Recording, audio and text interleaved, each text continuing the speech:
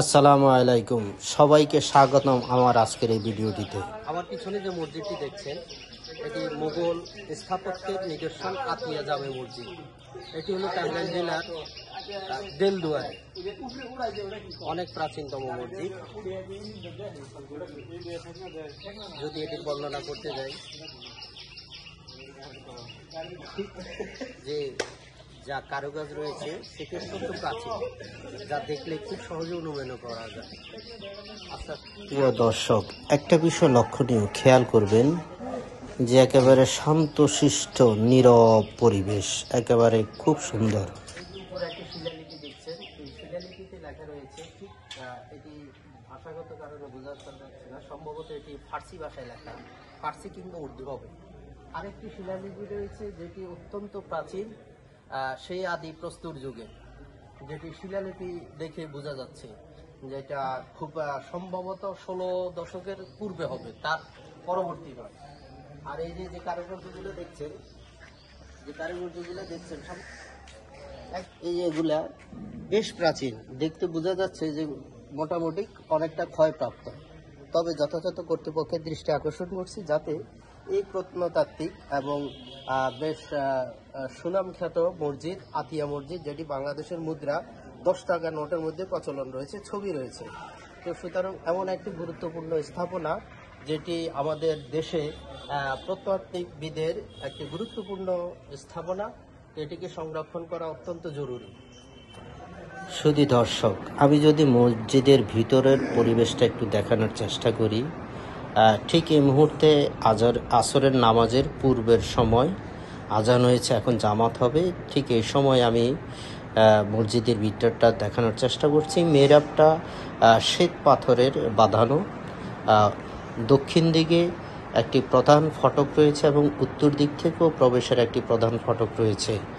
আর পূর্ব প্রান্তে আপনার 3টি ফটক রয়েছে প্রবেশের।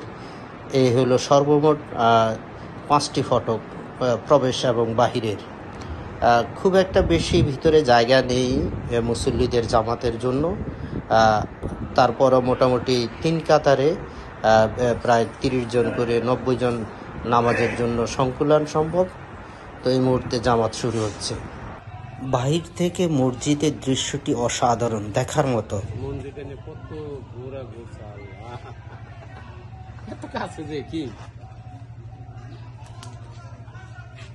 এটা কি জিনিস লেখাও তো নেই। একটা বিষয় সম্পর্কিত রহস্য এখনো রয়ে গেছে, যেটি মসজিদের পূর্ব প্রান্তে বাউন্ডারি ওয়ালের ভিতরে, এই যে এখানে একটা জিনিস দেখতে পাচ্ছেন, এটা মসজিদের যে ঠিক একটা সমতল ভূমি, তার নিচ দিয়ে একটা সুড়ঙ্গ গেল, ভিতর থেকে বেশ সুগন্ধি আসছে এবং বেশ ভুতুড়ে পরিবেশ। এটা নিয়ে কিছুটা রহস্যের জাল ঘেরা রয়েছে। স্থানীয় লোকদের মাধ্যমে জানতে পারছি যে এখান দিয়ে নাকি মসজিদের তলদেশ দিয়ে মসজিদের পশ্চিমে যে পুকুরের নিচ দিয়ে আরও পশ্চিমে যে নদী ছিল, সেই নদীর মানে নদীতে যাওয়ার পথ ছিল, এখন সেটি বিলুপ্ত। যে জিনিসটা দেখছি নিচে এই একটা গেট লাগানো,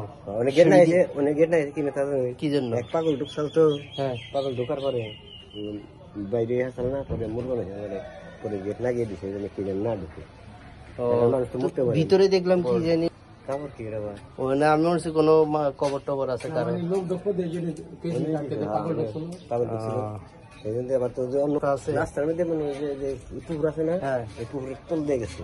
কোনখানে গেছে? ওই পুকুরের মধ্যে গেছে ওই রাস্তাটা, ওইটারা সড়ক দিয়ে ওইদিকের মতো আহসান মন্দিরের মতো। হ্যাঁ এটা মানে পুকুরের গেট থেকে আহসান মন্দির যায় না, যেমন রাস্তা গেছিল ওরকম। ঠিক আছে, প্রিয় দর্শক, আসবেন, দেখবেন এমন একটা সৌন্দর্যময় প্রাকৃতিক পরিবেশে সেই প্রাচীন মুঘল যুগের মসজিদ। যদি ভিডিওটি ভালো লাগে অবশ্যই লাইক কমেন্টস করবেন এবং শেয়ার করে দিবেন। শেষ সময় একটু সাক্ষাৎকার নিল একটি চ্যানেল। মোহাম্মদ ফয়াজুল্লাহ মঞ্জু। আচ্ছা, আপনি স্থানীয়? না, আমি ঢাকা থেকে আসছি। ঢাকা থেকে এসেছেন এখানে নামাজ পড়ার জন্য? ঠিক তাই, আমি অনেকদিন যাবত আসবো। এর আগে অর্ধেক পথ এসে চলে গেছি লাচিনের কারণে। পরে আজকে যখন আসছি, আসার আগে আমি মোবাইলে একটু লোকেশন ট্র্যাক করে তারপরে আসছি। আচ্ছা, এই নামাজ পড়ার পরে কেমন লাগছে মসজিদে? আলহামদুলিল্লাহ অনেক ভালো লাগছে, বেশ পুরাতন মসজিদ তো, ভিতরে খুব শীতল ঠান্ডা, বেশ আরামদায়ক। আচ্ছা, নিশ্চয়ই ঢাকা থেকে এসেছেন, ঢাকায় বিভিন্ন মসজিদ রয়েছে, দেশের বিভিন্ন প্রান্তে বিভিন্ন মসজিদ রয়েছে, সেক্ষেত্রে ভিন্ন কি দেখেন এই মসজিদে? ভিন্ন বলতে আসলে এটার যে নির্মাণ শৈলী বেশ প্রাচীন স্থাপত্য, এদিক থেকে বেশ নজর কাড়া। আর এটা সবচেয়ে গুরুত্বপূর্ণ হলো যেটা বাংলাদেশের 10 টাকার নোটে এটা উল্লেখযোগ্য ছিল, অনেক আগে থেকে জানতাম। তো তখন থেকে একটা আগ্রহ ছিল যে আনবো।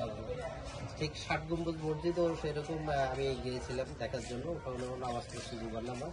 তো আজকে এখানে আসরের নামাজ পড়লাম। ওকে,